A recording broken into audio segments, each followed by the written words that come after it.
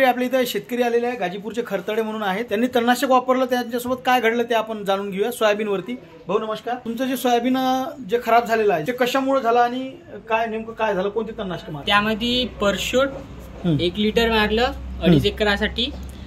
त्यानंतर क्युरिनचे 15-15 ग्रामचे 2 डब्बे आणि टर्गा सुपर 500 ml. टर्गा सुपर हा. त्याच्यात दुधीचा चिवटा खूप निघाला होता.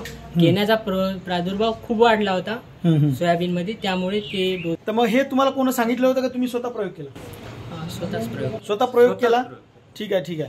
तर म्हणजे आता त्यांचं सोयाबीन खराब झालेलं आहे, मग त्यांनी याच्यासाठी काय केलं पाहिजे आणि तुमचं जरी असं सोयाबीन झालं असेल तर तुम्ही सुद्धा काय केलं पाहिजे लिहून घ्या. कॅल्शियम नायट्रेट 60 ते 80 ग्राम पिकाचं वय पाहून.